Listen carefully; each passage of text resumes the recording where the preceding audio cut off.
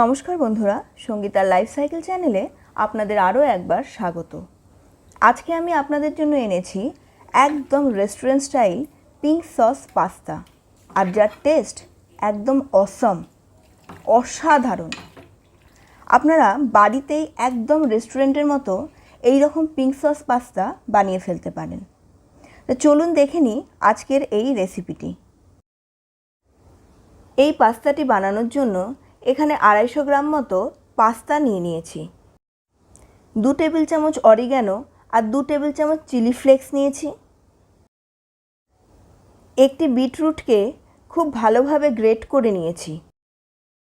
1 cup ঘন দুধ নিয়েছি। একটি পাত্রে জল গরম করে প্রথমে এর মধ্যে 1 চামচ লবণ দিয়ে দেব। তারপরে সমস্ত পাস্তাটা এর মধ্যে দেব সেদ্ধ করার জন্য।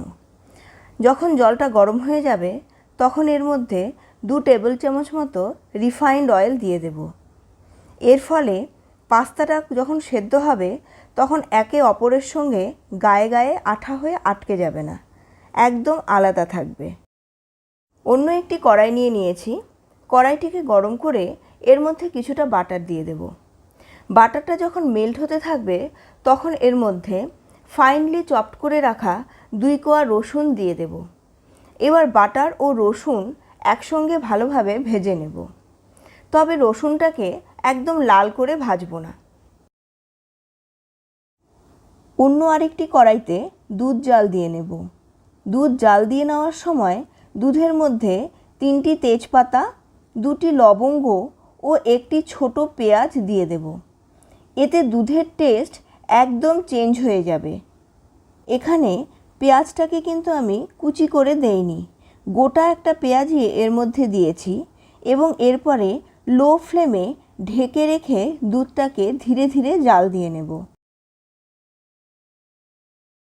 বাটারের সঙ্গে রসুনটাকে খুব ভালোভাবে ভেজে নেওয়ার সময় এদের একটা খুব সুন্দর গন্ধ বেরিয়ে আসবে। সেই সময় এবার এখানে 1 চামচ ময়দা দিয়ে দেব। ময়দাটাকেও এবার বাটার আর রসুনের সঙ্গে ভালোভাবে ভেজে নেব। ময়দা ভাজার সময় যখন বড় বড় বাবলস উঠে আসবে তার মানে ময়দাটা ভালোভাবে ভাজা হয়ে গেছে। দুধটা ভালোভাবে জাল দেওয়ার পরে দুধের মধ্যে থেকে গোটা পেঁয়াজ, তেজপাতা আর লবঙ্গগুলোকে সরিয়ে নিতে হবে। এইবার এই দুধটাকেই ময়দার সঙ্গে রসুন আর বাটারের মিক্সচারের মধ্যে ধীরে ধীরে ঢেলে দেব। এই সময় কিন্তু গ্যাসের ফ্লেম একদম কম রাখতে হবে এবং কন্টিনিউয়াসলি নাড়তে হবে, না হলেই লাম্পস হয়ে যাবে। আর আপনাদের যদি এই পদ্ধতিতে লাম্পস বা দলাটা না ভাঙে তাহলে এরপরে একে একটু ভালো করে ছেঁকে নেবেন, তাহলেই কিন্তু সমস্ত দলাগুলো সরে যাবে। দেখুন এখানে একটা স্মুথ মিশ্রণ তৈরি করে নিয়েছি যার মধ্যে কোনো লাম্পস নেই। এইবার এখানে একে একে 1 চামচ লবণ, 1 চামচ চিনি, 1 চামচ অরিগ্যানো আর 1 চামচ চিলি ফ্লেক্স মিশিয়ে দেব। সবগুলোকে ভালোভাবে নেড়ে নিয়েই এবার আমি এর মধ্যে মিশিয়ে দেব বিটরুটের রসটাকে। আমি এখানে বিটরুটটাকে ছাঁকনি দিয়ে ছেঁকে এর ভেতরকার রসটাই শুধু এর মধ্যে দিয়ে দিচ্ছি। আপনারা চাইলে টোটাল বিটরুটটাকেই গ্রেট করে এর মধ্যে মিশিয়ে দিতে পারেন, তবে আমি এর স্মুথ টেক্সচারটাকে নষ্ট করতে চাই না বলেই এটাকে ছেঁকে দিচ্ছি। তবে বিটরুটের রস বের করার জন্য আমি কিন্তু এখানে কোনো জল ব্যবহার করিনি। বিটরুটটাকে খুব ভালোভাবে গ্রেট করে নিয়ে হাত দিয়ে চিপলেই এর ভেতরের রস বেরিয়ে আসে। এইবার এই রসটাকে দুধের মধ্যে মিশিয়ে দিলেই একটা ভীষণ সুন্দর পিঙ্ক কালার চলে আসে। পিঙ্ক কালারটা চলে আসার পর এবার এটাকে আরও স্মুথ এবং ক্রিমি টেক্সচার দেওয়ার জন্য আমি এর মধ্যে 3টি চিজের স্লাইস মিশিয়ে দিলাম। আপনারা দেখুন কত সুন্দর একটা পিঙ্ক কালার চলে এসেছে। এইবার এর মধ্যে আমি সমস্ত পাস্তাগুলোকে ঢেলে দেব। সম্পূর্ণ পাস্তাটাকে এই পিঙ্ক সসটার মধ্যে ঢেলে দিয়ে ভালোভাবে নেড়ে নেব এবং দেখতে পাবো যে সমস্ত পাস্তাগুলোই কিন্তু পিঙ্ক কালারের হয়ে গেছে। এই পাস্তাটিতে আরও চিজি এবং ক্রিমি টেক্সচার দেওয়ার জন্য এর মধ্যে 1 কাপ পরিমাণ মজরেলা চিজ মিশিয়ে দেব।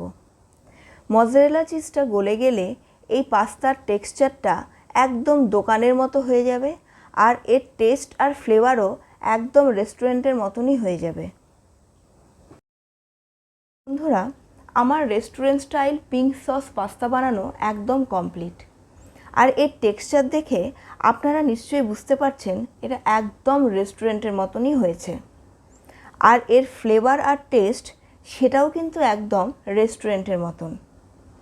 আপনারা বাড়িতে খুব সহজেই এই পিঙ্ক সস পাস্তা বানিয়ে নিতে পারেন এবং বাড়ির বাচ্চাদেরকে বা বড়োদেরকে বা বাড়িতে আগত কোনো অতিথিদেরকে এই ফেস্টিভ সিজনে একদম অবাক করে দিতে পারেন যে বাড়িতে এত সুন্দরভাবে একদম রেস্টুরেন্টের স্বাদে পিঙ্ক সস পাস্তা বানিয়ে নেওয়া যায়।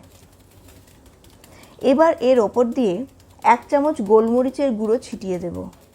ব্যাস, একদম কমপ্লিট। ভালোভাবে নেড়ে নিয়ে গরম গরম পরিবেশন করে ফেলুন এই পিঙ্ক সস পাস্তাটি। আপনাদের যদি আজকের এই ঘরোয়া পদ্ধতিতে বানানো পিঙ্ক সস পাস্তার রেসিপিটি ভালো লেগে থাকে তাহলে অবশ্যই লাইক করুন আর বন্ধুবান্ধব ও ফ্যামিলি মেম্বার্সের মধ্যে শেয়ার করে দিন। আর এই ফেস্টিভ সিজনে অবশ্যই বাড়িতে একবার পিঙ্ক সস পাস্তা বানিয়ে ফেলুন। যদি ভালো লেগে থাকে তাহলে কমেন্ট বক্সে এসে জানাতে ভুলবেন না। আর আমার চ্যানেলটিকে এখনও সাবস্ক্রাইব করা না থাকলে অবশ্যই সাবস্ক্রাইব করে নিন আর পাশে থাকা বেল বাটনটিকেও প্রেস করে দিন যাতে আমার নতুন রান্নার নোটিফিকেশন আপনাদের কাছে সবার আগে পৌঁছে যায়। আপনাদের সঙ্গে আমার দেখা হচ্ছে পরবর্তী আরেকটি নতুন ভিডিও নিয়ে। ততক্ষণ সুস্থ থাকুন, ভালো থাকুন আর ভিডিওটিকে সম্পূর্ণ দেখার জন্য ধন্যবাদ।